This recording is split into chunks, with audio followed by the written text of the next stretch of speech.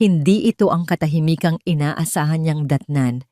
Pagpasok pa lang ni Isabela Reyes sa pinto sa likod bahay, ang bumungad sa kanya ay hindi ang payapang yakap ng isang tahanang nananabik sa kanyang pagbabalik, kundi ang malumanay na ugong ng mga tawanan at masayang kwentuhan.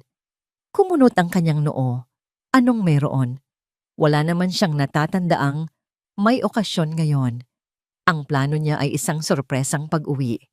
Isang linggo siyang nawala para sa Paris Fashion Week, isang mahalagang biyahe para sa kanyang tanyag na brand, ang La Isabela.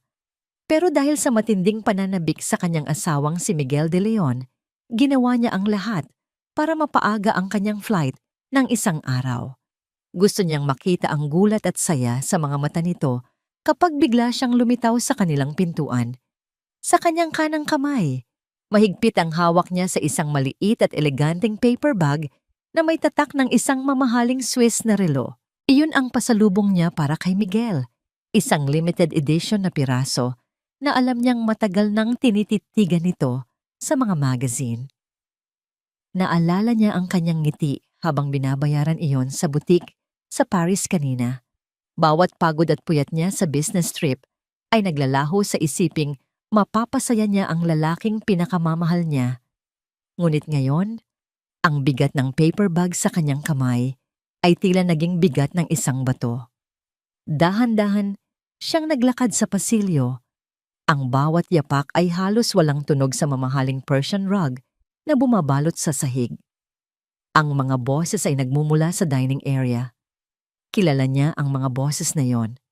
Ang malalim at may awtoridad na tawa, iyon ay kay Miguel. Ang medyo matinis at mapagmataas na tono, walang iba kundi ang kanyang biyenan, si Doña Elvira de Leon. Nang nasa tapat na siya ng arko na nagsisilbing pasukan sa kanilang formal dining room, marahan niyang isinilip ang kanyang ulo. At doon, ang eksenang tumambad sa kanya ay tila isang kutsilyong walang awang itinarak sa kanyang puso. Ang kanilang mahabang lamesang gawa sa mahogany na karaniwang nakareserba para sa mga espesyal na okasyon ay puno ng mga paboritong pagkain ni Miguel.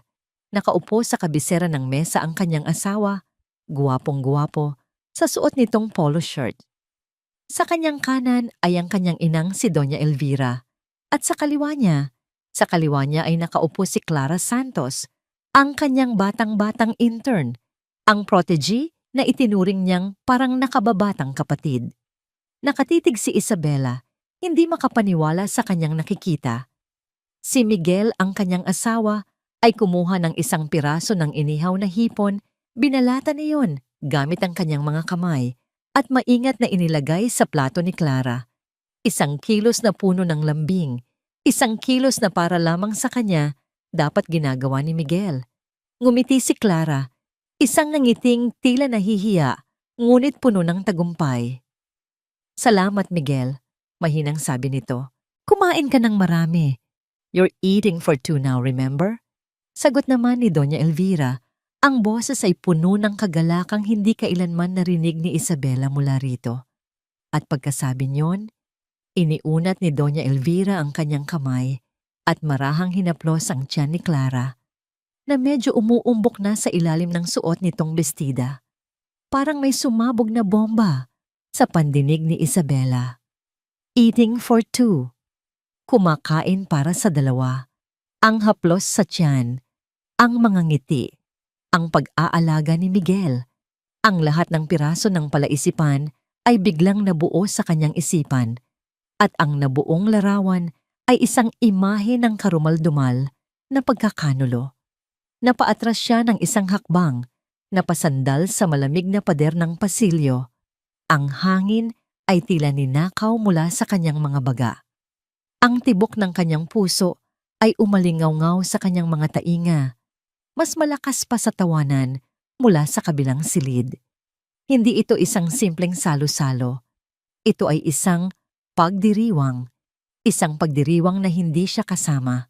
Isang pagdiriwang para sa babae na pumalit sa kanyang pwesto at sa batang dinadala nito. Ang anak na hindi niya naibigay kay Miguel. Nanginginig ang kanyang mga kamay. Ang init ng dugo ay tila nawala sa kanyang buong katawan napalitan ng nanunuot na lamig. Narinig niyang nagsalita ang isa sa mga tiyahin ni Miguel na naroon din. Napakasaya namin para sa inyo, Miguel Clara. Sa wakas, magkakaroon na ng tagapagmana ang apelyidong De Leon.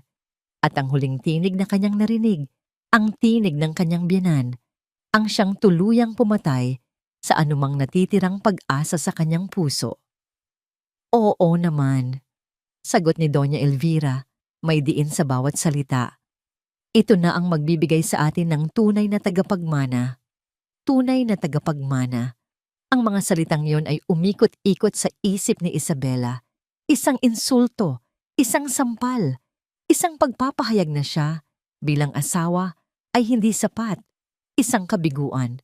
Sa sobrang pagkabigla at panginginig, ang kanyang mga daliri ay nawalan ng lakas. Ang paper bag na naglalaman ng relong para sana kay Miguel ay nahulog mula sa kanyang pagkakahawak. Kalabog.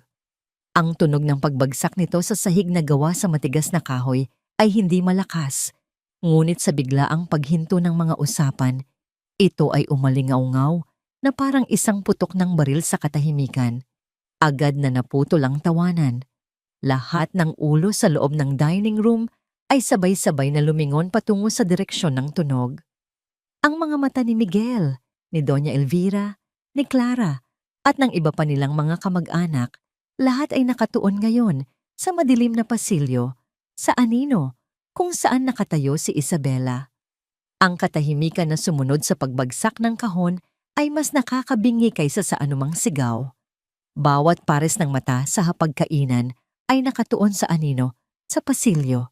Isang anino na dahan-dahang humakbang pasulong, papalabas sa liwanag. At doon, tumindig si Isabela Reyes. Sa loob ng isang segundo, nakita niya ang lahat. Ang pagkasindak sa mga mata ni Miguel, ang pagkataranta sa mukha ni Clara, na agad na napayuko at napatitig sa kanyang plato. At ang matalim, nanunuring tingin ni Doña Elvira na tila ba sinusukat kung gaano katibay ang pader na kayang itayo ni Isabela sa harap ng ganitong pagwasak. Naramdaman ni Isabela ang pagyanig ng kanyang mundo.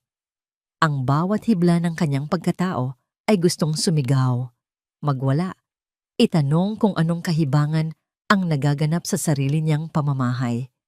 Ngunit sa likod ng nag-aalab na sakit at galit, isang malamig at pamilyar na boses ang bumulong sa kanyang isipan. Ang boses ng disiplina, ang boses ng isang babaeng sanay, humarap sa krisis. Ang boses na bumuo sa La Isabela mula sa wala. Huminga siya ng malalim, isang halos hindi mahahalata na paghinga. At sa pagbuga niya ng hangin, isinuot niya ang pinakamatibay na maskarang mayroon siya. Isang matamis na ngiti ang sumilay sa kanyang mga labi. Ang ngiting iyon na sanay makita ng publiko sa mga pabalat ng magazine at mga interview sa TV, ay perpektong itinago ang durog na pusong nasa likod nito. Surprise! Masayang sabi niya, ang kanyang boses ay kalmado at puno ng sigla na lalong ikinagulat ng lahat. Na-move ang flight ko nang mas maaga. I just couldn't wait to come home. Dahan-dahan siyang lumapit, pinulot ang nahulog na paper bag na may parehong grasya na ipinapakita niya sa paglalakad sa isang runway. Walang sino man ang kumibo. Para silang mga estatwa na binuhusan ng malamig na tubig. Nilapitan niya si Miguel at hinalikan ito sa pisngi. Isang halik na naramdaman ni Miguel na kasing lamig ng yelo. I missed you, mahal. Bulong niya, sapat lang para marinig nito. Pagkatapos ay ibinigay niya rito ang kahon. Pasalubong ko para sa'yo. Pagkatapos ay hinarap niya ang buong lamesa. Ang kanyang mga mata ay naglakbay mula sa isang mukha patungo sa isa pa. Bago tuluyang tumigil kay Clara, nginitian niya ito, isang ngiting profesional, ang ngiti ng isang boss sa kanyang empleyado. Clara Hisha, good to see you here, sabi niya. Ang bawat salita ay malinaw at walang bahid ng anumang emosyon. I hope you're all having a lovely dinner. Si Doña Elvira ang unang nakabawi. Sa pagkabigla, isang pekeng ngiti rin ang gumuhit sa mukha ng matanda. Isabella, iha! What a surprise indeed! Halika, umupo ka. Kumuha kayo ng isang plato para kay Isabella, utos nito sa kasambahay. Umiling si Isabella. Huwag na po, Mama. I already ate on the plane. Busog na ako. Isang magalang na kasinungalingan. Ang totoo, ang kanyang sikmura ay tila sinasakal sa sobrang sakit. Mukhang may mahalaga kayong pinag-uusapan. I don't want to interrupt. Muli siyang lumingon kay Clara. May bago ka bang proyekto, Clara? You seem to be celebrating something. Ang tanong ay direkta at tila inosente, ngunit para itong isang sampal na hindi nakikita. Namula ang mukha ni Clara at hindi ito nakasagot. Si Miguel ang sumalo sa kanya. Ano mahal? It's just a simple family dinner. Napadaan lang si Clara para maghatid ng ilang dokumento. Palusot ni Miguel. Ang boses ay halatang nag-aalangan. Tumango si Isabella na para bang lubos siyang naniniwala. Ganoon ba? Napakabait mo namang bata, Clara. Kahit gabi na ay nagtatrabaho ka pa rin. Ang bawat papuri ay parang isang patalim. Ang bawat ngiti ay isang banta. Ramdam ni Miguel at ni Doña Elvira ang panganib sa likod ng kahinahunan ni Isabella. Ito ang Isabella na kilala nila sa boardroom. Matalino, kalkulado, at hindi nagpapatalo. At mas kinatatakutan nila ito kaysa sa isang Isabella na nagsisigaw at nagwawala. Sige po, mauuna na ako sa taas. Magalang na paalam ni Isabella. Medyo masama pa ang pakiramdam ko dahil sa jet lag. Enjoy your dinner. Tinalikuran niya sila at sa bawat hakbang paakyat sa engranding hagdanan, nararamdaman niya ang mga mata nilang nakatitig sa kanyang likuran. Nang makapasok siya sa master's bedroom, agad niyang nilak ang pinto. Doon, sa kaligtasan ng 4 na sulok ng silid na minsan niyang tinawag na kanlungan, nagsimulang gumuho ang kanyang depensa. Napasandal siya sa pinto, ang kanyang mga tuhod ay nanghina. Ang kanyang paghinga ay naging malalim at nanginginig. Tinakpan niya ang kanyang bibig para pigilan ang isang hikbi na nagpupumiglas na kumawala. Ang mga luha ay nagsimulang mamuo sa kanyang mga mata, ngunit hindi niya hinayaang tumulo ang mga ito. Hindi pa ito ang oras para umiyak. Ito ang oras para mag-isip. Maya-maya pa, may kumatok sa pinto. Mahal? Isabella, let me in. Mag-usap tayo. Pakiusap ni Miguel mula sa labas. Hindi sumagot si Isabella. Pinakinggan lang niya ang mga katok nito na unti-unting humina hanggang sa tuluyan nang nawala. Alam niyang bumalik na ito sa kanyang mga bisita. Sa kanyang ibang pamilya, pinunasan niya ang namumuong luha at naglakad patungo sa kabilang dulo ng kwarto, kung saan naroon ang pinto papunta sa kanyang personal na studio at home office. Doon siya nagkulong. Hindi niya binuksan ang mga ilaw. Umupo siya sa kanyang silya sa harap ng malaking bintana kung saan tanaw ang kumikinang na mga ilaw ng Makati. Sa loob ng maraming oras, nakaupo lang siya roon sa dilim. Handa ng gumuho, handa ng masira. Ngunit pagsapit ng 3:00 ng madaling araw, nang ang buong syudad ay natutulog na at ang tanging naririnig na lang ay ang tibok ng sarili niyang puso, tumayo siya. Isang bagong determinasyon ang dumaloy sa kanyang mga ugat, mas malakas kaysa sa sakit.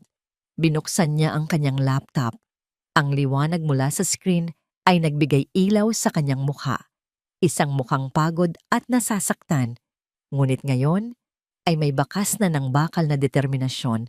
Binuksan niya ang kanyang email at nagsimulang mag-type. Ang email ay para kay Atty. Ledesma, ang pinakamagaling na corporate lawyer sa bansa at isang matagal ng kaibigan ng kanyang pamilya. Ang mensahe ay maikli at direkta. Attorney, I need to see you tomorrow. Urgent and highly confidential. Please clear your schedule. Kinaumagahan, pumasok si Isabella sa opisina ng La Isabela sa Bonifacio Global City na para bang walang nangyari. Nakasuot siya ng isang eleganteng pulang-pulang power suit. Ang kanyang buhok ay perpektong nakaayos at ang kanyang mukha ay may ngiti, para sa bawat empleyadong bumabati sa kanya. Ngunit ang kanyang mga mata ay naghahanap ng isang tao at nakita niya ito sa may design department, si Clara, na mukhang hindi nakatulog at balisa. Nilapitan siya ni Isabela. Ang takong ng kanyang sapatos ay umalingaw-ngaw sa sahig na gawa sa marmol. "Clara, good morning," bati niya. Ma'am Isabela, good morning po." Nauutal na sagot ni Clara. "May naisip akong isang napakagandang oportunidad para sa'yo," sabi ni Isabela. Ang boses ay puno ng sigla ng isang mentor. "Gusto kong ikaw ang mamuno sa isang napakahalagang proyekto, ang ating susunod na capsule collection. Ito na ang pagkakataon mong patunayan ang galing mo. Ibibigay ko sa iyo ang lahat ng resources na kailangan mo." Nagliwanag ang mga mata ni Clara sa narinig. Ito na ang pangarap niya. Ito na ang simula ng pag-agaw niya sa trono ni Isabela. "Talaga po, ma'am. Maraming salamat po." Ngumiti si Isabela. "You deserve it." Ang ngiting iyon ay hindi umabot sa kanyang mga mata. "I will be very busy with other things, kaya ipagkakatiwala ko sa iyo ang lahat. Just make me proud."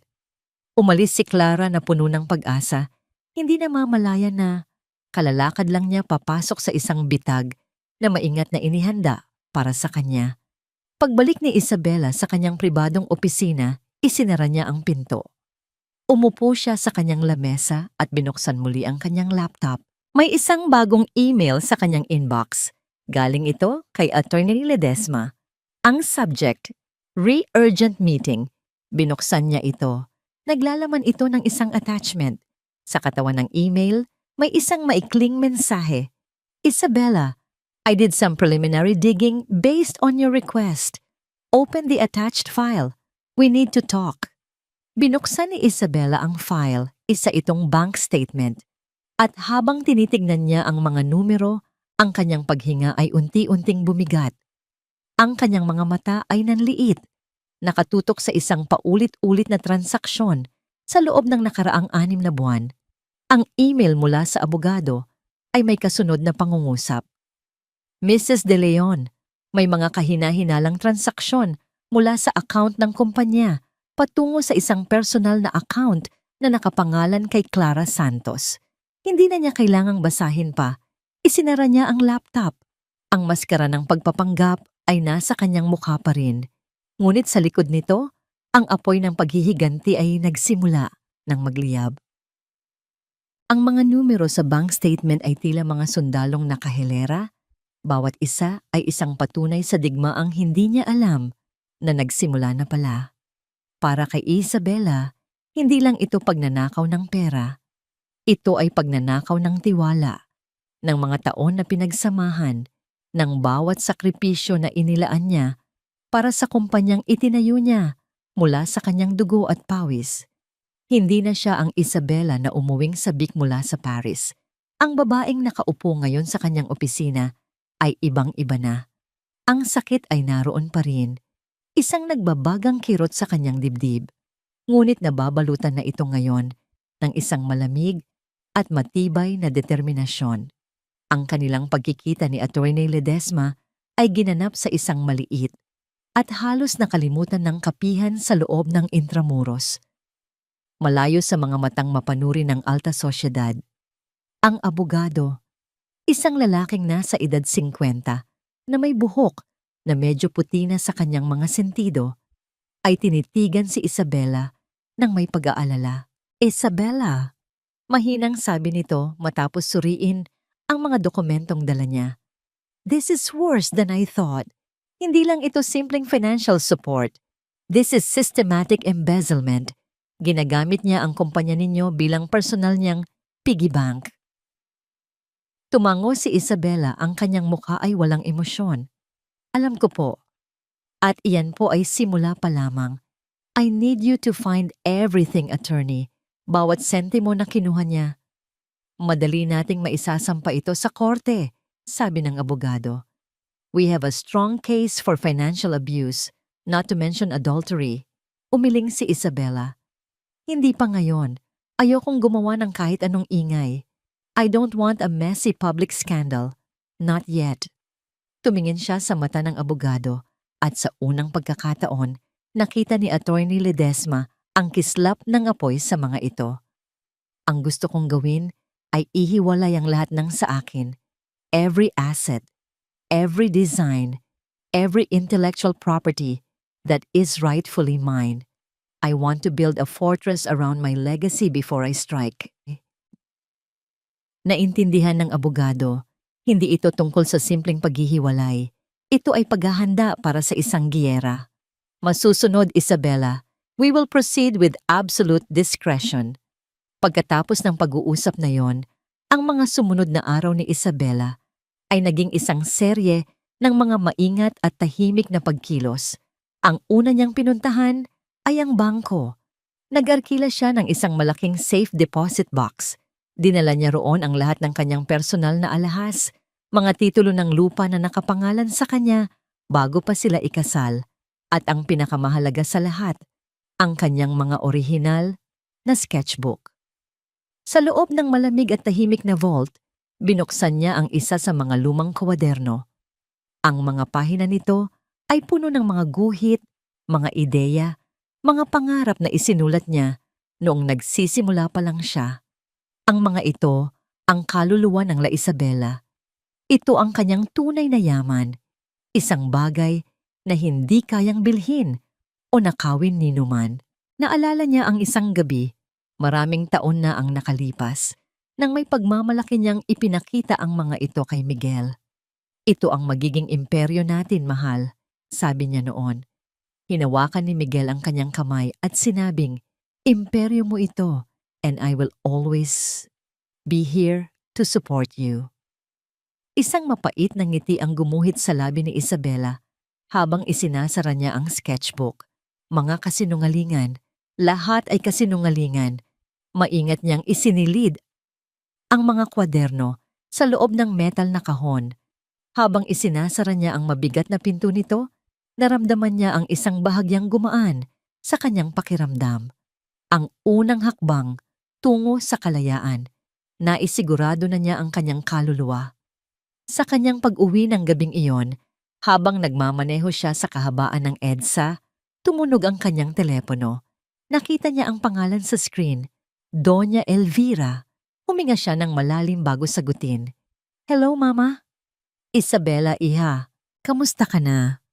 Ang boses sa kabilang linya ay malambing, ngunit may diin na hindi maikakaila. Narinig ko kay Miguel na abala ka pa rin sa opisina. Baka naman kailangan mo munang magpahinga.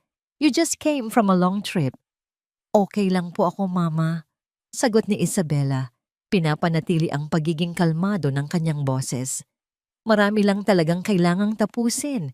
Alam niyo naman po, peak season.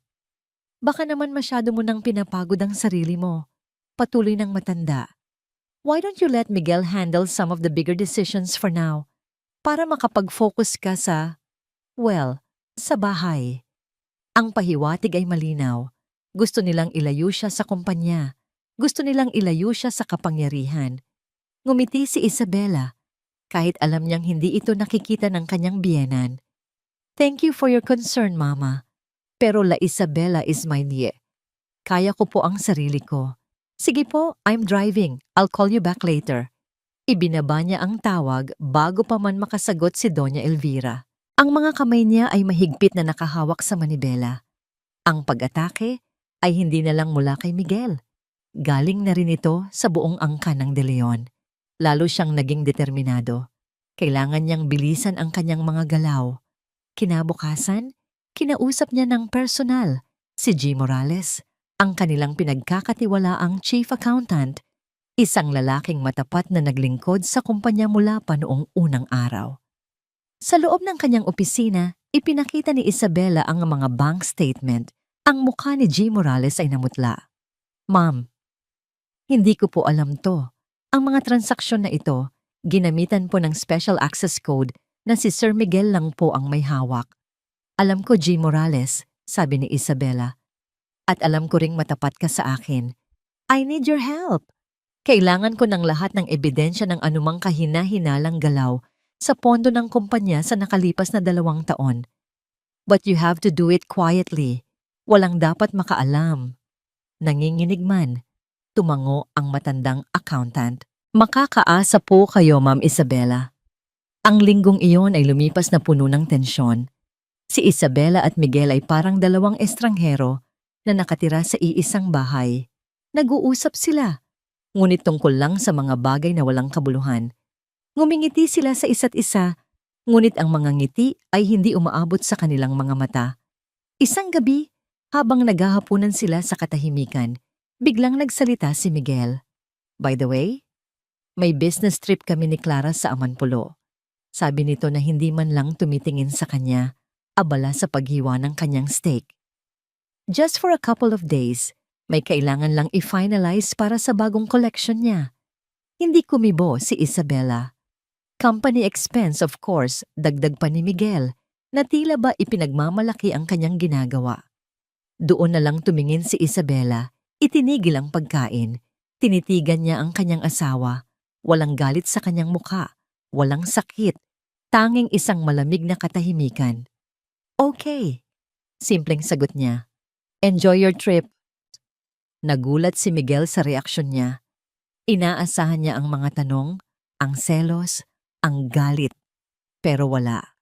Ang katahimikan ni Isabela ay mas nakakabahala kaysa sa anumang sigaw. Kinabukasan, umalis si Miguel. Naiwan si Isabela sa malaking bahay, mag-isa sa gitna ng katahimikan. Ngunit hindi na ito ang katahimikang nakakatakot. Ito na ang katahimikang kailangan niya para makapagplano. Nasa kalagitnaan siya ng pagsusuri ng ilang dokumento sa kanyang studio nang tumunog ang kanyang telepono. Halos hating gabi na. Nakita niya ang pangalan ni G. Morales sa screen. Isang kaba ang gumapang sa kanyang dibdib. G. Morales? Sagot niya. Ang boses sa kabilang linya ay nanginginig at puno ng pagkasindak. Ma'am Isabela, pasensya na po sa abala. Pero kailangan niyo pong malaman to. May natanggap akong alert mula sa sistema natin. Anong alert? Tanong ni Isabela. Biglang naging alerto. Si Sir Miguel po, sinusubukan niyang i-liquidate ang malaking porsyento ng stocks ng kumpanya. Ang balita mula kay J. Morales ay hindi isang sorpresa para kay Isabela, kundi isang kumpirmasyon. Isang kumpirmasyon kung gaano kadesperado si Miguel. Isang kumpirmasyon na wala na itong pakialam sa kumpanyang minsan nilang binuo ng magkasama. Ang tanging mahalaga na lang dito ay ang makakuha ng pera sa pinakamadaling paraan. Sa halip na mataranta, isang kakaibang kapayapaan ang bumalot kay Isabela. Ang lahat ng pag-aalinlangan ay nawala. Alam na niya ngayon ang kanyang gagawin. Huwag kang mag-alala, G. Morales. Kalmadong sabi niya sa telepono. Ang kanyang boses ay matatag. I will handle this. Huwag kang gagawa ng kahit ano hanggat wala akong sinasabi. Pagkababa ng telepono, agad siyang nagpadala ng isang email sa Board of Directors at sa bangko. Gamit ang kanyang kapangyarihan bilang CEO. Ang utos ay malinaw. I-freeze ang anumang malakihang pagbebenta ng stocks hanggang sa susunod na abiso. Ang kanyang opisyal na dahilan, Strategic Internal Review for a Major Reinvestment Initiative. Isang dahilan na walang sino man sa board ang kukontrahin. Isang perpektong corporate move. Pagkatapos noon, hindi na siya natulog. Nagkulong siya sa kanyang studio. Sa gitna ng katahimikan ng gabi, kung saan ang tanging maririnig ay ang lagitik ng kanyang lapis sa papel at ang paminsan-minsang paghigop niya ng kape, nagsimula siyang lumikha. Ang kanyang studio, na dati isang lugar ng masasayang kulay at malikot na imahinasyon, ay naging isang silid ng pighati. Ngunit mula sa pighating iyon, may isinilang na isang bagay na may kakaibang ganda. Isang gandang may talim, isang gandang may galit. Ang bawat guhit ng kanyang lapis ay madiin. Ang bawat linya ay matalas. Ang mga disenyo na nabubuo sa ilalim ng kanyang mga kamay ay hindi na katulad ng dati. Wala na ang lambot at romantisismo ng La Isabela.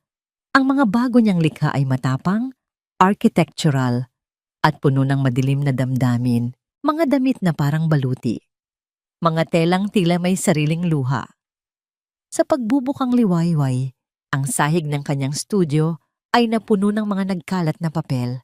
Mga guhit ng mga damit na sumisigaw ng kwento ng pagtataksil.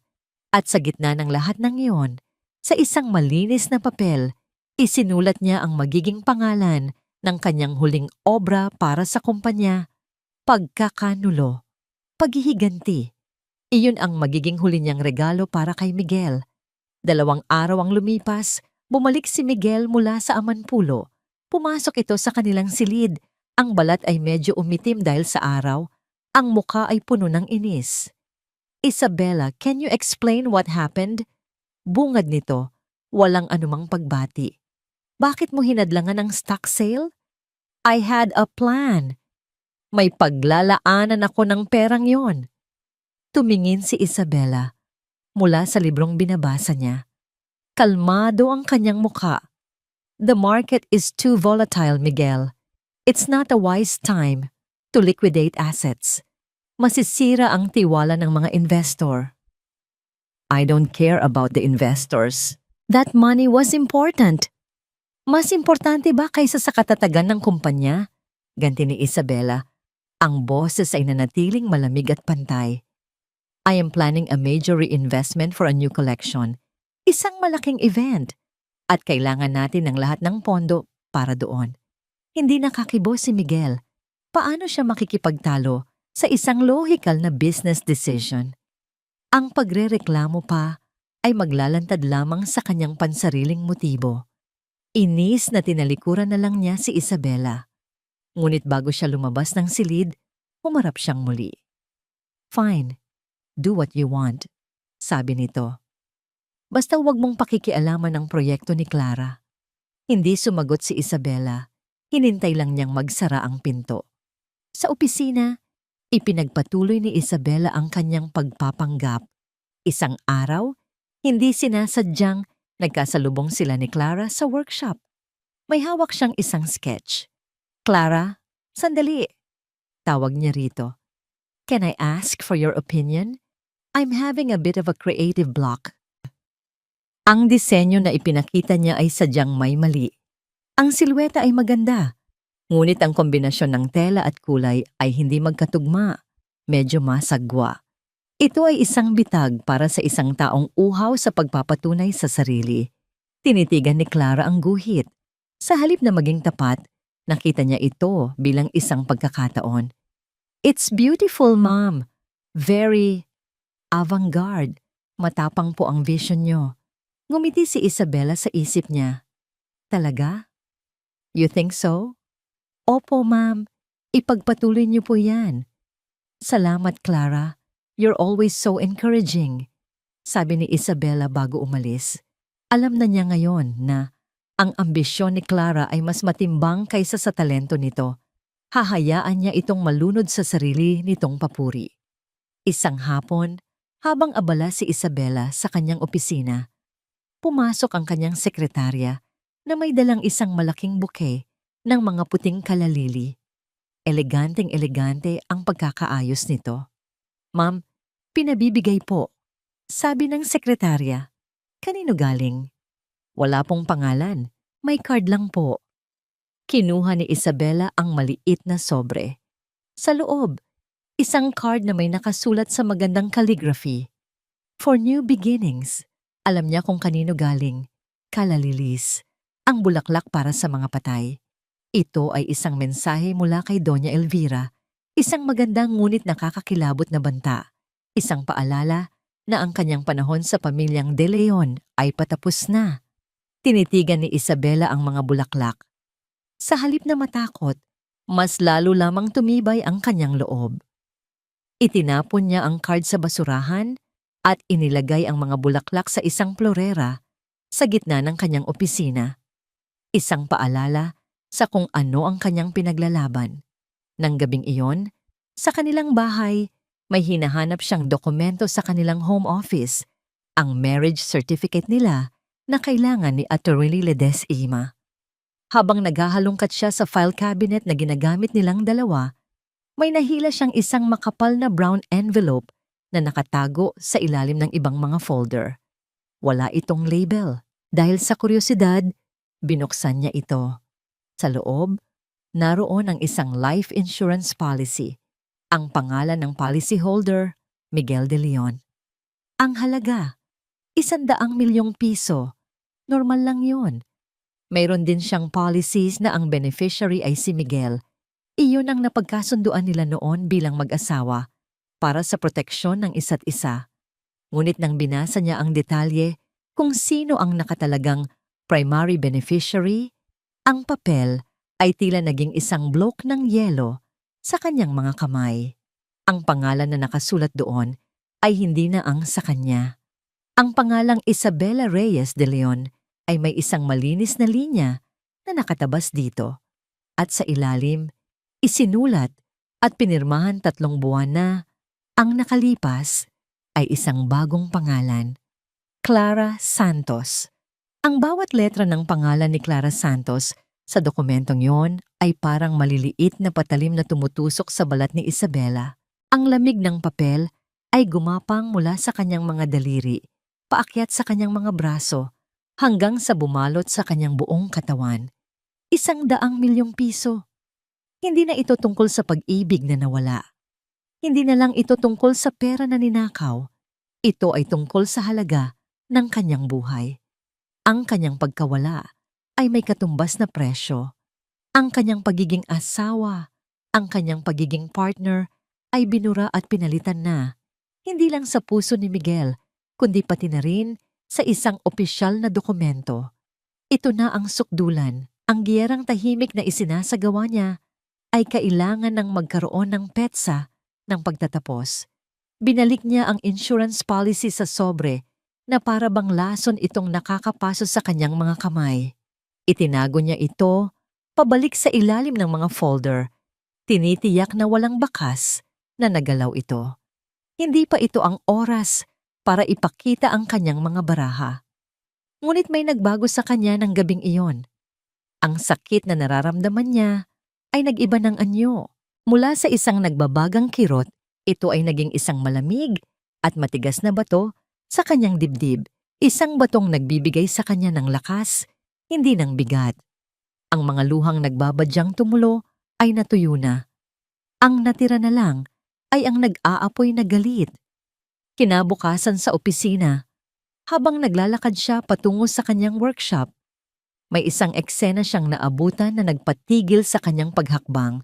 Sa gitna ng design area na papaligiran ng mga tela at mannequin ay nakatayo si Clara. May pagmamalaki nitong ipinapakita sa ilang junior designers ang isang half-draped na damit sa isang mannequin. "This will be the centerpiece of my collection." Narinig ni Isabela na sabi ni Clara. Ang boses ay puno ng kumpiyansa. "It's a very personal design, something I've been dreaming of for a long time." Naglakad si Isabela palapit, ang kanyang mga mata ay nakapako sa disenyo. Ang kanyang puso ay nagsimulang tumibok ng mabilis, ngunit hindi dahil sa kaba, dahil sa pagkilala. Ang asymmetrical na neckline, ang kakaibang bagsak ng tela sa balakang, ang paraan ng pagkakayari sa likod na tila isang bulaklak na dahan-dahang bumubuka. Kilalang-kilala niya ang disenyong iyon. Biglang bumalik sa kanyang alaala ang isang gabi, mahigit 1 taon na ang nakalipas. Umuulan noon nang malakas sa labas. Siya at si Miguel ay magkatabi sa sofa sa kanilang library. Ipinakita niya rito ang isang pahina sa kanyang pribadong sketchbook, isang kwadernong hindi niya kailanman dinadala. Sa opisina, flashback. "Tingnan mo to, mahal," masayang sabi ni Isabela. Itinuturo ang isang komplikadong guhit. "Ito ang pinakamagandang disenyong nagawa ko. I've never shown this to anyone. Parang ito ang kaluluwa ng lahat ng pangarap ko. It's my masterpiece. Isang araw, kapag handa na ang mundo, gagawin ko to." Tinitigan ni Miguel ang guhit. "It's beautiful, Isabela." truly beautiful, sabi nito. Hinahaplos ang kanyang buhok. You are a genius. Itago mo yan ng mabuti. This is too special for anyone else to see. Flashback ends. At ngayon, ang disenyong yon, ang kanyang obra maestra, ang kaluluwa ng kanyang mga pangarap, ay nakatayo sa kanyang harapan. Inaangkin ng babaeng sumira sa kanyang buhay. Ang huling piraso ng kanyang pagkatao na inakala niyang ligtas ay ninakaw na rin. Hindi lang pala pera ang ibinibigay ni Miguel kay Clara. Ibinigay din nito ang kanyang mga pangarap. Ibinenta nito ang kanyang kaluluwa. Isang nakakabinging katahimikan ang namuo sa isip ni Isabela. Ang lahat ng ingay sa paligid, ang usapan ng mga designer, ang tunog ng makinang panahi ay naglaho. Nilapitan niya ang grupo. Agad na natahimik si Clara nang makita siya. Ma'am Isabela. Hindi ngumiti si Isabela. Tinitigan niya ang manikin mula ulo hanggang paa. Pagkatapos ay tiningnan niya si Clara.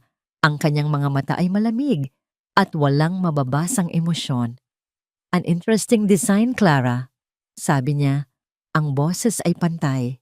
Where did you get the inspiration? Nagpanik si Clara sa paraan ng pagtitig ni Isabela, ngunit mabilis itong nakabawi. Galing po sa isang panaginip, ma'am. Nagising na lang po ako isang umaga, nabuo na siya sa isip ko. Tumango si Isabela.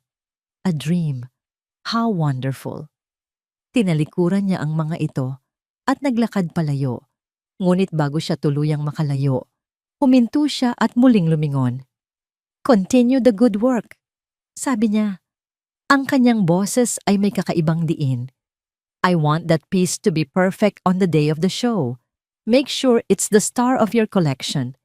Pagkatapos ay pumasok siya sa kanyang opisina at isinara ang pinto. Hindi siya sumigaw.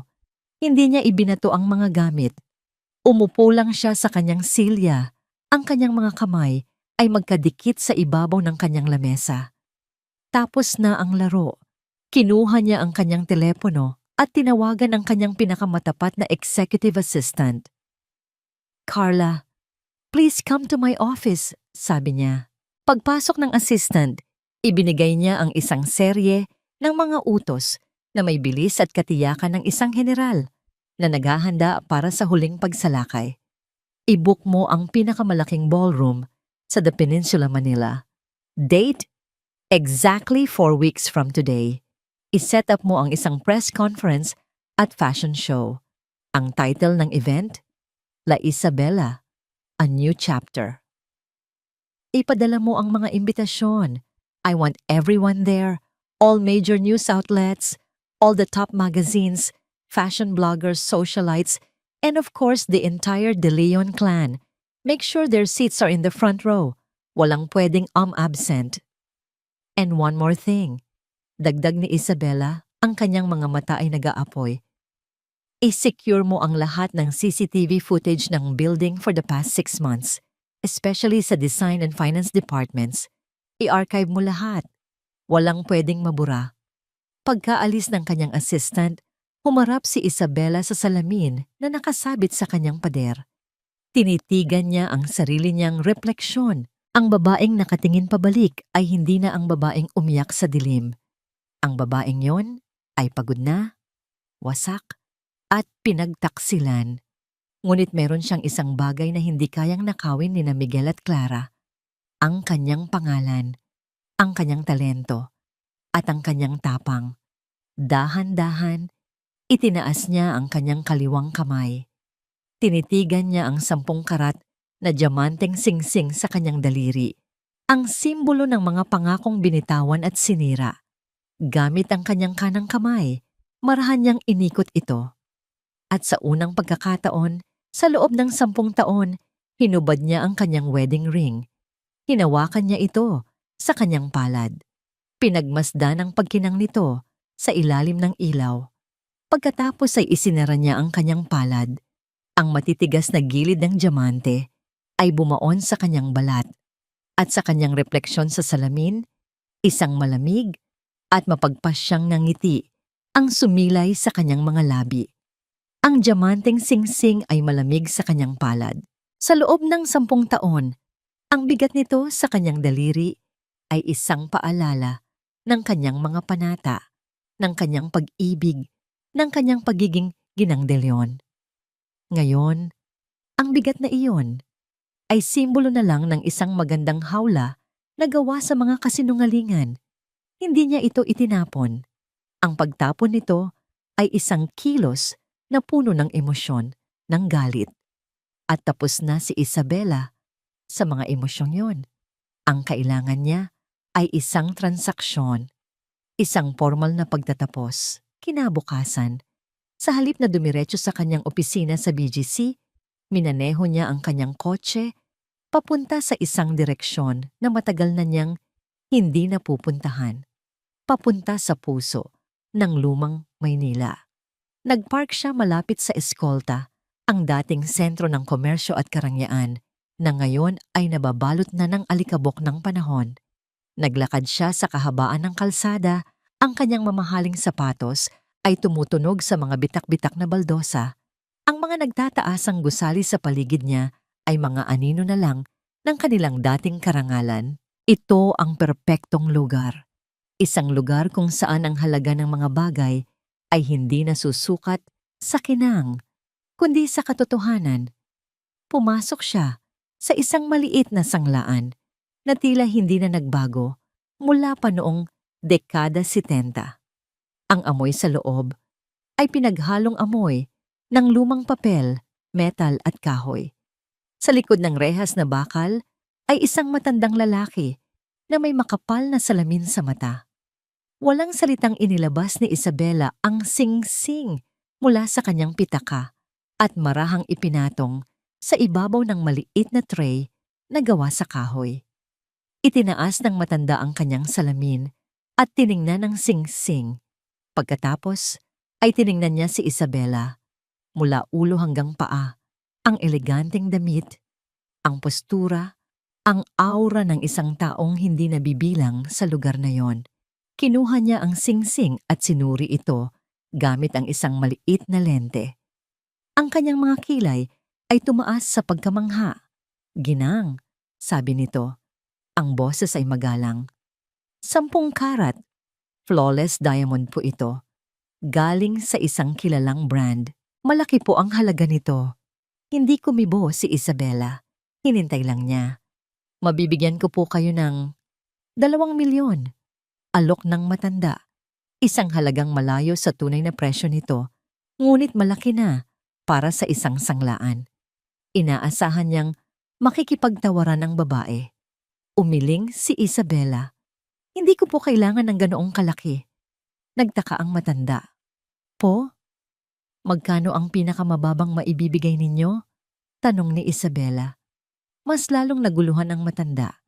Sa buong buhay niya bilang isang ahente, ngayon lang siya nakarinig ng isang taong tumatawad ng pababa. "Ginang, hindi ko po kayo maintindihan. Bigyan niyo ako ng halaga na hindi ninyo ikalulugi, ngunit hindi rin ako yayamanin," sabi ni Isabela. Ang kanyang boses ay kalmado at pinal. Isang halagang sapat lang. Nag-isip ang matanda, tila sinusubukan intindihin ang kakaibang transaksyon. Muli niyang tinitigan ang sing-sing pagkatapos ay ang babae. May nakita siya sa mga mata nito, hindi desperasyon, kundi desisyon. 500,000 piso, sabi niya, halos isang bulong, isang insulto para sa halaga ng diamante. Tumango si Isabela. "Sige po, tinatanggap ko." Walang pag-aalinlangan, walang panghihinayang. Inabot ng matanda ang pera. Mga bundle ng tig-1,000 na isinilid sa isang malaking brown envelope. Hindi na ito binilang ni Isabela. Inilagay niya ito sa kanyang bag. Tinalikuran ng matanda at lumabas ng sanglaan. Sa kanyang paglabas, naramdaman niya ang isang kakaibang gaan. Ang kanyang kaliwang kamay ay tila mas magaan. Isang paalala na wala na ang tanikalang nakakabit dito sa loob ng 10 taon. Malaya na siya. Hindi siya umuwi. Dumiretso siya sa isang ampunan sa Quezon City, isang maliit na institusyon na matagal na niyang tinutulungan ng palihim. Ibinigay niya ang buong sobre ng pera sa madreng namamahala. Rito, para po sa mga bata. Sabi lang niya, hindi na siya nagbigay ng paliwanag. Tumanggi siyang kumuha ng litrato o anumang uri ng publisidad. Ang tanging hiningi niya ay isang simpleng official receipt habang hawak niya ang maliit na piraso ng papel na nagpapatunay sa kanyang donasyon. Isang tunay na ngiti ang sumilay sa kanyang mga labi. Isang ngiting hindi pa niya naibigay sa sarili sa loob ng maraming linggo. Ang halaga ng isang sirang pangako ay naging pag-asa para sa mga batang walang pamilya. Iyon ang huling salita niya sa kanyang nakaraan. Sa mga sumunod na linggo, ibinuhos ni Isabela ang kanyang buong atensyon sa paghahanda para sa gabing magpapabago ng lahat. Sa kanyang opisina, personal niyang sinuri ang listahan ng mga inimbitahan. Ang mga pangalan ay tila mga target sa isang listahan. Miguel de Leon, Doña Elvira de Leon, Clara Santos, buong pamilya ng de Leon. Front row, center, utos niya sa kanyang assistant. I want them to have the best view. Pagkatapos ay isinulat niya ang isang liham. Hindi ito para sa mga abogado o sa media. Ito ay para sa kanyang mga empleyado. Ang mga tunay na tapat na designer, mananahi, at staff na naniwala sa kanya mula sa simula. Ipinaliwanag niya sa liham na magkakaroon ng malaking pagbabago sa kumpanya at sinigurado niyang ang kanilang mga huling sahod at benepisyo ay nakahanda na, mas malaki pa sa itinatakda ng batas. Ito ay ang kanyang paraan ng pasasalamat at pagprotekta sa kanila mula sa paparating na bagyo. Isang gabi, isang araw na lang bago ang malaking palabas, umuwi si Isabela sa kanilang bahay sa Dasmariñas Village. Naabutan niya si Miguel sa sala, nakaupo, at tila naghihintay sa kanya. May isang kumpiyansa sa mukha ni Miguel na hindi niya nakita sa loob ng matagal na panahon. Ang kumpiyansang yun ay nagmumula sa pag-aakalang siya na ang nanalo. Tumayo ito at may inilapag na isang folder sa ibabaw ng center table. Isabela, sabi nito, ang boses ay formal at malamig. Tiningnan ni Isabela ang folder. Ano yan? Tanong niya. Divorce papers, sagot ni Miguel. Pinirmahan ko na. Ang kailangan na lang ay ang pirma mo. Binuksan niya ang folder. Sa loob ay may mga legal na dokumento at kasama nito ay isang non-disclosure agreement na magbibigay sa kanya ng malaking halaga kapalit ng kanyang pananahimik. Pirmahan mo to, Isabela, sabi ni Miguel. Ibibigay ko sa iyo ang napag-usapang halaga. Umalis ka na lang ng tahimik. It's the cleanest way to end this. Para matapos na tayo ng maayos. Tinitigan ni Isabela ang mga papel. Pagkatapos ay dahan-dahan niyang itinaas ang kanyang tingin at tinitigan si Miguel. Walang galit, walang luha, isang nakakakilabot na katahimikan lang at isang ngiti, isang maliit, misteryosong nangiti, ang dahan-dahang gumuhit sa kanyang mga labi. Nakatayo si Miguel de Leon sa gitna ng Peninsula Manila's Rigodon Ballroom. Ang pakiramdam niya ay parang isang hari na nagsusuri sa kanyang kaharian. Ang mga chandelier ay kumikinang sa itaas na parang mga bituin. Ang mga bisita na pawang mga elite ng Maynila ay nag-uusap at nagtatawanan, hawak ang kanilang mga flute ng champagne. Ang lahat ay perpekto. Tiningnan niya ang kanyang sarili sa isang malaking salamin sa pader. Ang kanyang three-piece suit na gawa pa sa Italy ay perpektong bumagay sa kanya. Ang kanyang buhok ay maayos na nakasgel. Ang kanyang umongiti ay puno ng kumpiyansa. Ito na ang gabi. Ang huling gabi ng paghahari ni Isabela. At ang simula ng sa kanya. Hindi pinirmahan ni Isabela ang divorce papers kagabi. Ngumiti lang ito sa kanya, isang nangiting hindi niya maintindihan, at sinabing, "Let's talk after the show, Miguel. Tonight is for La Isabela."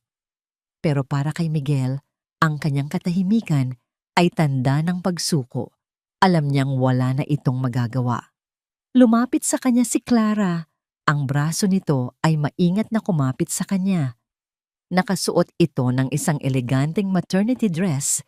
Ang kanyang tiyan ay halata na ngayon. Mukha itong masaya at nagliliwanag. Kinakabahan ako, Miguel. Bulong nito. Hinawakan ni Miguel ang kamay nito. Relax. After tonight, everything will be ours. Ang kailangan mo lang gawin ay umupo at panoorin ang huling palabas ng Reyna. Sa kanilang tabi, nakatayo si Doña Elvira. Ang kanyang mukha ay may ekspresyon ng isang matagumpay na general.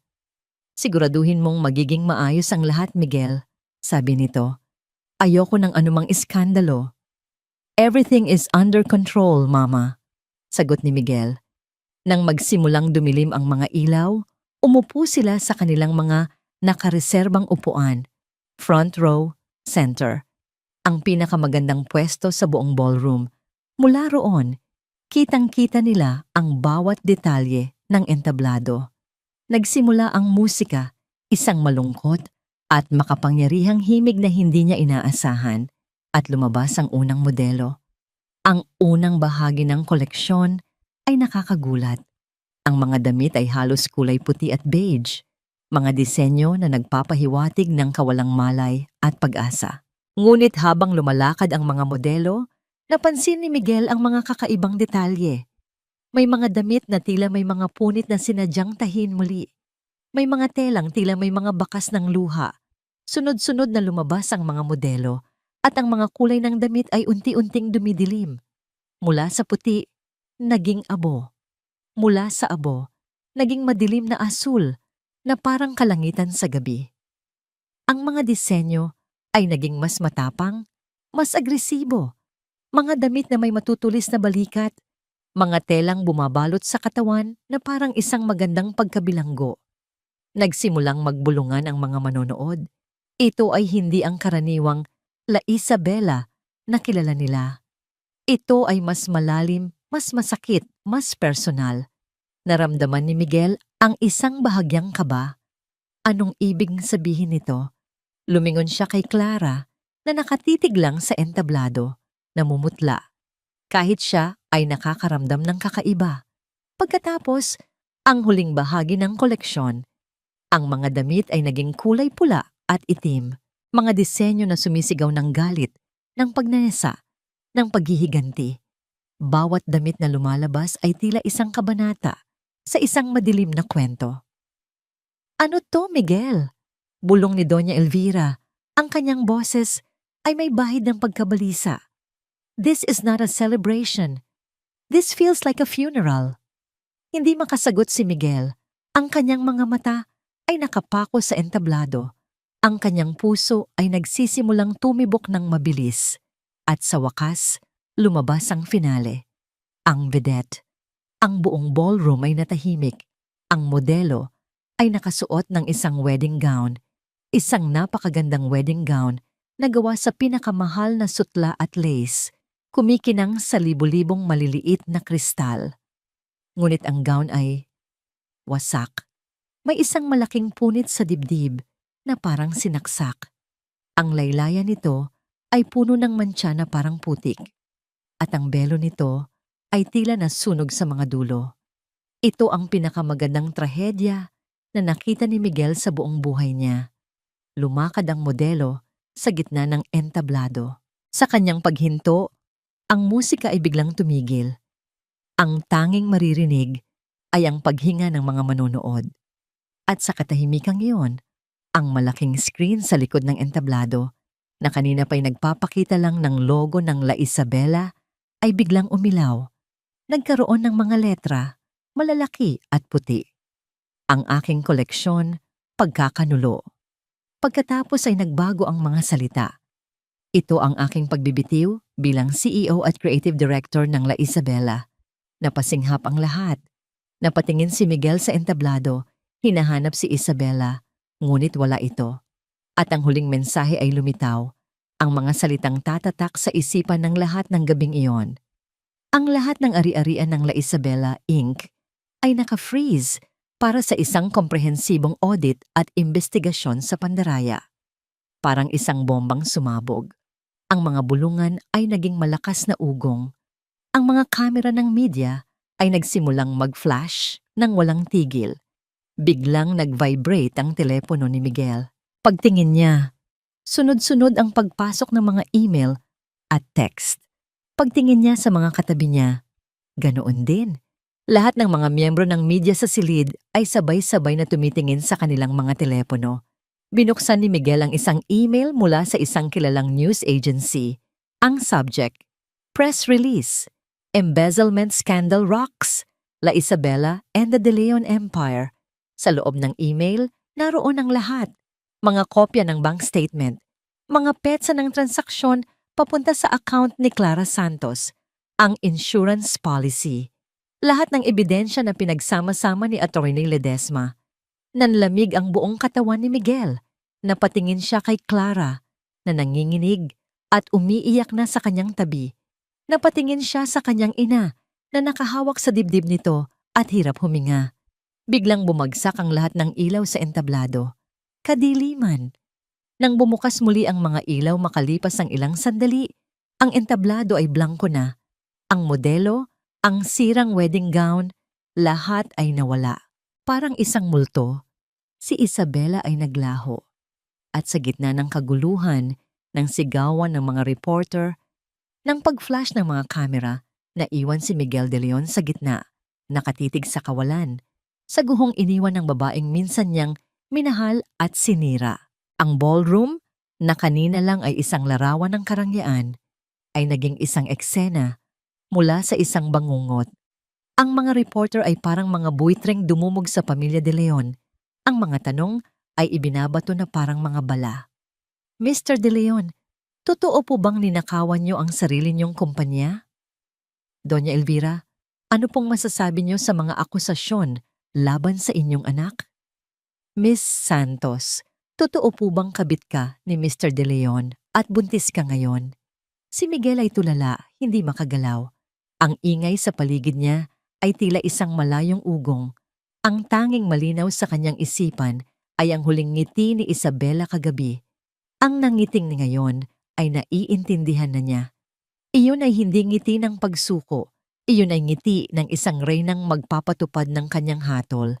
Sinubukan niyang tawagan ang numero ni Isabela. The number you have dialed is no longer in service. Paulit-ulit. Binura na siya nito.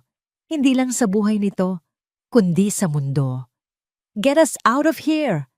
Sigaw ni Miguel sa kanyang mga security guard na nahihirapang itulak palayo ang mga miyembro ng media. Sa gitna ng kaguluhan, napahawak si Doña Elvira sa kanyang dibdib. Ang kanyang muka ay biglang namutla. Hindi ako makahinga, sabi nito bago tuluyang nawalan ng malay at bumagsak sa sahig. Ang gabi ay natapos sa tunog ng sirena ng ambulansya. POV Miguel and Clara. Sa loob ng kotse, palayo sa hotel, ang katahimikan ay mas mabigat kaysa sa anumang sigaw. Si Miguel ang bumasag dito. Anong ginawa mo? Tanong niya. Ang boses ay mahina, ngunit puno ng galit. Tumingin siya kay Clara na umiiyak sa tabi niya. Ako? Anong ginawa ko? Gulat na sagot ni Clara. Ikaw ang nagbigay sa akin ng lahat. Ikaw ang nagsabing secured na ang lahat. Ikaw ang nagsabing aalis na lang si Isabela ng tahimik. Pero bakit mo tinanggap? Bakit ka naging tanga? Sigaw ni Miguel. Sa wakas ay sumabog. Hindi mo ba naisip na may gagawin siya? Hindi mo ba kilala si Isabela? Ang alam ko lang ay ang mga pangako mo. Sigaw pabalik ni Clara. Ang mga luha ay tumutulo sa kanyang mukha. Sinabi mong ako ang pipiliin mo. Sinabi mong aalagaan mo kami ng anak mo. Pero ano to, Miguel? Ano tong pinasok natin? Hindi ko alam, sagot ni Miguel. Hinampas ang manibela. Hindi ko alam. Ang kanilang pagtatalo ay puno ng paninisi, ngunit sa likod nito ay ang iisang damdamin. Takot. Takot sa hinaharap, na biglang naging isang malaking kongbay. Ang mga pangarap ng isang marangyang buhay ng pagiging ginang de Leon ay biglang naglaho na parang bula. Ang naiwan na lang ay ang malupit na katotohanan ng kanilang mga pagkakamali. POV, Doña Elvira nagising si Doña Elvira sa isang puting silid. Ang amoy ng antiseptic ay dumampi sa kanyang ilong. Isang ospital. Nakaupo sa tabi ng kanyang kama ay ang kanyang kapatid, si Tita Elena. Ang mukha nito ay puno ng awa. Anong nangyari? Mahinang tanong ni Doña Elvira. Hinawakan ni Elena ang kanyang kamay. Elvira, kailangan mong maging matatag. At ikinuwento nito ang lahat. Ang balita ay nasa lahat na ng channel. Ang stock market value ng De Leon Consolidated, ang kanilang family conglomerate, ay bumagsak sa pinakamababa nitong antas sa loob ng 20 taon. Ang mga business partner nila ay isa-isang tumatawag para bawin ang kanilang mga investment. Ang mga bangko ay nag-issue ng mga demand letter para sa kanilang mga utang. Ang pangalang De Leon na buong buhay niyang pinrotektahan at iningatan ay naging simbolo ng kahihiyan sa loob lamang ng isang gabi. Naalala niya ang mga salita niya kay Isabela. Ang kanyang pagmamataas. Ang kanyang pagtanggi na tanggapin ito. Si Isabela ang babaeng itinuring niyang hindi karapat-dapat. Ang siyang nag-iisang nagpapanatili pala sa kanilang yaman. At sa isang iglap, binawi nito ang lahat. Napatingin si Doña Elvira sa bintana, sa madilim na kalangitan. Walang luha sa kanyang mga mata. Tanging isang malamig at malalim na pagsisisi. Natalo siya. Natalo siya ng babaeng minaliit niya. POV, Miguel and Clara. Continuation. Ang mga sumunod na araw ay isang mabilis na pagguho. Ang kanilang mga bank account ay na-freeze. Ang kanilang mga credit card ay tinanggihan. Ang mga kaibigan nila sa alta sosyedad ay biglang hindi na sumasagot sa kanilang mga tawag. Isang umaga, habang nasa pansamantalang apartment sila na nirentahan ni Miguel gamit ang natitira niyang pera, dumating ang isang notice. Isang sheriff kasama ang ilang pulis ang nag-abot sa kanila ng isang court order. Eviction notice. Sabi ng sheriff, walang emosyon. Lahat ng ari-arian na nakapangalan sa De Leon ay isa sa ilalim sa sequestration. Pinanood nilang selyuhan ng mga opisyal ang pinto ng kanilang mansyon sa Dasmariñas Village. Bawat selyo ay isang pako sa kanilang kabaong. Ang kanilang mga kotse, alahas, lahat ay kinuha. Naiwan silang dalawa sa isang maliit at halos walang lamang apartment. Ang tanging natira sa kanila ay ang kanilang mga sarili at ang batang hindi pa isinisilang na magiging saksi sa kanilang pagbagsak. Isang hapon, habang nag-iimpake si Clara ng iilang damit na natira, may isang sobreng nahulog mula sa kanyang bag. Pinulot niya ito. Ito ang resulta ng kanyang huling ultrasound, isang maliit na itim at puting larawan ng isang buhay na nabubuo sa loob niya. Umupo siya sa sahig, sa gitna ng mga karton at ng magulong hinaharap. Tinitigan niya ang larawan. Ito dapat ang kanyang tagumpay. Ito dapat ang kanyang tiket sa magandang buhay. Ngunit ngayon, habang nakaupo siyang mag-isa sa katahimikan ng kanilang bagong kahirapan, naramdaman niyang ang batang ito ay hindi isang tropeo.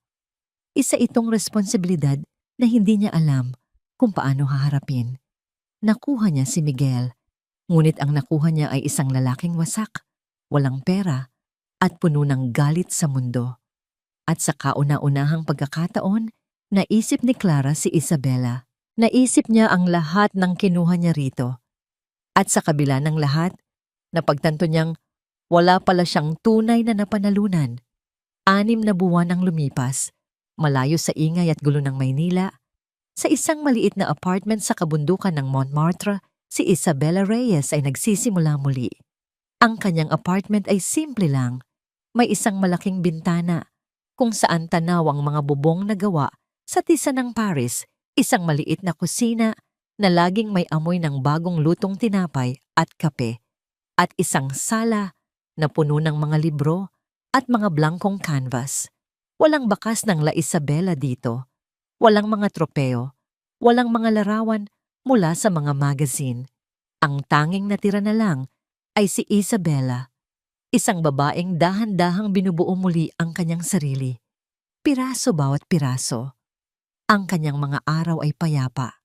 Sa umaga, naglalakad siya sa mga kalyeng gawa sa bato. Bumibili ng sariwang bulaklak mula sa isang matandang babae sa kanto at nauupo sa isang pamilyar na kafe. Doon, sa loob ng maraming oras, umiinom siya ng cafe au lait at nagdodrawing sa kanyang sketchbook. Ngunit hindi na mga disenyo ng damit ang kanyang ginuguhit. Ang kanyang mga iginuguhit ngayon ay ang mga mukha ng mga taong dumadaan, ang mga pusa na natutulog sa bintana, ang paraan ng pagtama ng sikat ng araw sa mga dahon ng puno. Natututo siyang tingnan muli ang mundo, hindi bilang isang tanyag na designer, kundi bilang isang simpleng alagad ng sining. Hindi niya sinasadyang iwasan ang mga balita mula sa Pilipinas. Sadyang hindi na lang siya interesado. Para sa kanya, ang mundong iyon ay isang kabanata na isinara na niya ng mahigpit. Isang hapon, habang nag-aayos siya ng kanyang mga gamit, may natanggap siyang isang sulat. Galing ito kay Ana, ang kanyang matalik na kaibigan at ang nag-iisang taong nakakaalam kung nasaan siya. Binuksan niya ang sobre at binasa ang sulat.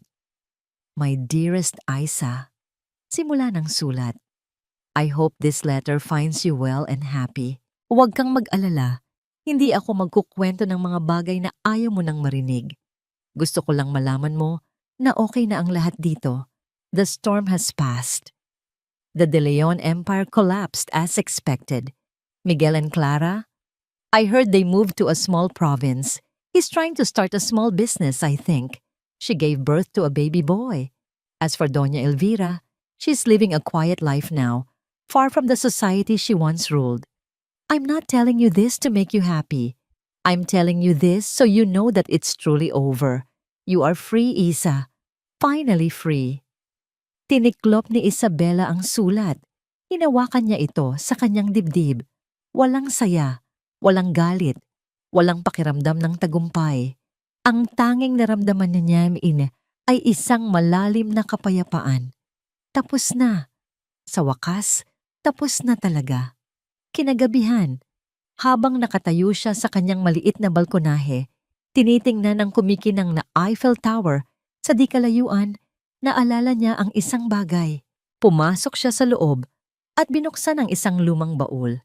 Sa ilalim ng mga damit at libro, naroon ang isang folder. Ang laman nito ay ang mga orihinal na sketch ng koleksyong Pagkakanulo. Tinitigan niya ang mga ito. Ang bawat guhit ay isang testamento sa sakit na kanyang naramdaman. Ang sirang wedding gown, ang mga damit na parang baluti. Kinuha niya ang mga ito, isa-isa, at dinala sa tapat ng kanilang maliit na fireplace. Nag-alinlangan siya sandali. Ito ang kanyang huling obra. Ito ang nagpalaya sa kanya. Ngunit napagtanto niya na habang hawak niya pa rin ang mga ito, hawak pa rin niya ang sakit ng nakaraan. Para tuluyang gumaling, kailangan niyang bitawan ang lahat. Isa-isa, inihagis niya ang mga sketch sa apoy. Pinanood niya ang dahan-dahang paglamon ng apoy sa papel, ang pagiging abo ng itim na tinta. Pinanood niyang maglaho ang galit, ang pighati, ang paghihiganti. Habang nakatitig siya sa apoy, isang ngiti ang sumilay sa kanyang mga labi. Isang tunay at payapang ngiti. Kinabukasan, habang naglalakad siya sa tabi ng Seine River, nakakita siya ng isang magkasintahan. Magkahawak ang kanilang mga kamay, nagtatawanan. Ang kanilang mga mata ay puno ng pag-ibig para sa isa't isa. Dati, ang ganitong eksena ay magdudulot sa kanya ng kirot. Ngayon, ngumiti lang siya. Ngumiti siya para sa kanila.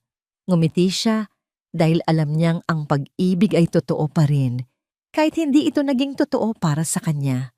At iyon ay sapat na. Sa kanyang pag-uwi, mas gumaan ang kanyang pakiramdam. Mas malaya, mas buo. Pagpasok niya sa kanyang apartment, tumunog ang kanyang telepono. Isang numero na hindi pamilyar, galing sa France. Dahil sa isang hindi maipaliwanag na dahilan, sinagot niya ito. Hello?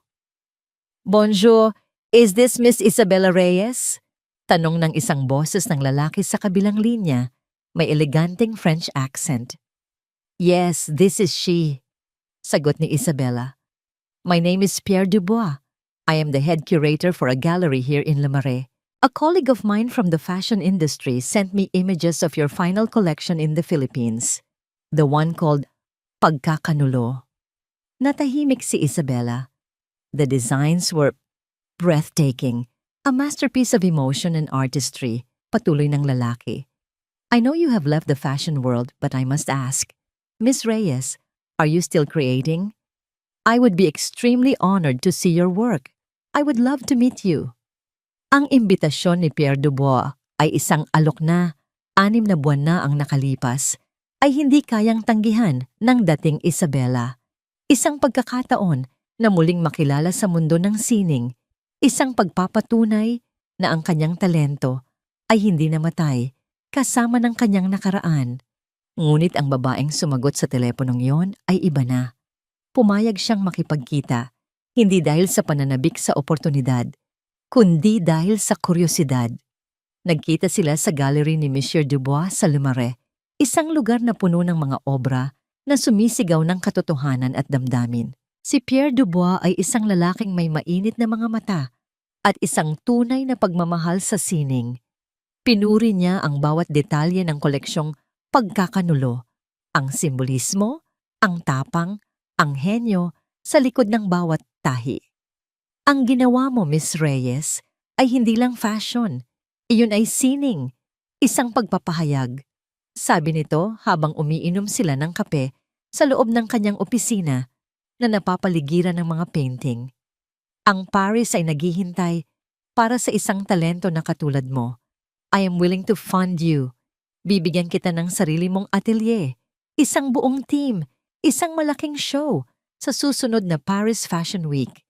We will build a new global brand around you. Mas malaki pa kaysa sa La Isabela. Ito na yon. Ang alok na minsan ay pangarap ng bawat designer. Ang pagkakataong bumalik sa tuktok, mas matagumpay, mas makapangyarihan. Ang pagkakataong ipakita sa buong mundo, lalo na sa mga taong nanakit sa kanya, na hindi siya kailanman nagagapi. Tinitigan ni Isabella ang lalaki sa kanyang harapan. Nakita niya ang sinseridad sa mga mata nito. Ngunit sa halip na makaramdam ng pananabik, ang naramdaman niya ay isang malinaw na kasagutan sa kanyang puso. Dahan-dahan siyang umiling, isang maliit at magalang na pag-iling. Monsieur Dubois, I am deeply honored, more than you'll ever know. Sabi niya, ang kanyang boses ay mahinahon at puno ng pasasalamat. Pero tapos na po ako sa pagbuo ng mga imperyo. Nagtaka ang curator. Pero bakit? Sayang ang talento mo. Hindi po nasasayang ang talento, sagot ni Isabella. Isang maliit na ngiti ang sumilay sa kanyang mga labi. Nag-iiba lang po ito ng anyo. Ang gusto ko na lang po ngayon ay lumikha. Hindi para sa entablado, hindi para sa mga magazine, kundi para sa aking sarili. Gusto kong manahi gamit ang sarili kong mga kamay. Gusto kong makilala ang bawat kliyente ko. Gusto kong gumawa ng mga damit na may kwento, hindi mga damit na may presyo. Tinitigan siya ni Pierre Dubois ng matagal at sa wakas, isang ngiti ng pag-unawa ang lumitaw sa mukha nito. So, who are you now, if not the Queen of La Isabela? Huminga ng malalim si Isabella. At sa pagsagot niya, naramdaman niya ang huling bigat na tuluyang nawala sa kanyang mga balikat. Ang pangalan ko po ay Isabella Reyes, isang designer. Hindi Ginang de Leon, hindi CEO. Simpleng Isabella. Tinanggihan niya ang milyon-milyong euro, ang katanyagan, ang paghihiganti. At sa paglabas niya sa gallery na yon, papunta sa maaraw na kalye ng Paris, naramdaman niyang siya na ang pinakamayamang babae sa buong mundo. Sa mga sumunod na linggo, ginamit niya ang kanyang personal na naipon para mag-arkila ng isang maliit na espasyo sa isang tahimik na kalye sa Saint-Germain-des-Prés. Ito ay isang dating tindahan ng mga libro na may malaking salamin sa harapan at amoy ng lumang kahoy at papel. Siya mismo ang nagtrabaho dito. Siya ang nagkuskus ng sahig, nagpinta ng mga pader ng kulay cream, at nagbarnis ng mga lumang estante. Naramdaman niya ang bawat butil ng alikabok, ang bawat patak ng pawis, at sa bawat sandali, mas lalo niyang nararamdaman na siya ay buhay. Isang hapon, habang nagpapahinga siya sa labas ng kanyang maliit na shop, may dumating na sulat. Isang postcard. Ang nasa larawan ay ang magandang paglubog ng araw sa Manila Bay. Pagbaliktad niya rito, nakita niya ang pamilyar na sulat kamay ni Ana. Ang mensahe ay maikli lang. Nakarating sa akin ang balita. I'm so proud of you. You are finally free. Napangiti si Isabela. Itinago niya ang postcard sa kanyang bulsa, malapit sa kanyang puso, at dumating ang araw ng kanyang pagbubukas. Walang engranding party, walang media, walang champagne. Ang tanging naroon ay siya, ang kanyang makinang panahi, mga rolyo ng magagandang tela, at isang pusong buo na muli. Bago niya buksan ang pinto, may huli siyang ginawa. Kinuha niya ang isang maliit na karatula na gawa sa kahoy na siya mismo ang nagpinta. Maingat niya itong isinabit sa itaas ng kanyang pintuan. Ang nakasulat dito ay hindi isang pangalan ng isang malaking brand. Isa lang itong salita na nakasulat sa simple ngunit eleganteng script. Isabela humakbang, siya paatras at tiningnan ang kanyang gawa. Ang maliit na shop. Ang kanyang pangalan, ang kanyang bagong simula. Huminga siya ng malalim, nilanghap ang malamig at sariwang hangin ng Paris. May tunog ng isang akordyon sa di kalayuan, kasabay ng tawanan ng mga batang naglalaro. Ang araw ay dahan-dahang bumababa, pinipinturahan ang kalangitan ng kulay kahel at rosas. At doon, sa gitna ng lahat ng iyon, humarap si Isabela. Humarap siya na tila nakatingin sa bawat isa sa atin na nakikinig. At siya ay ngumiti. Hindi ito ang nangiting professional. Hindi ito ang nangiting mapait. Hindi ito ang nangiting mapaghiganti. Ito ay isang nangiting dalisay. Isang ngiting puno ng kapayapaan. Isang nangiting nagmumula sa isang kaluluwang nakahanap na muli ng kanyang sarili. At sa wakas, ay tunay ng malaya.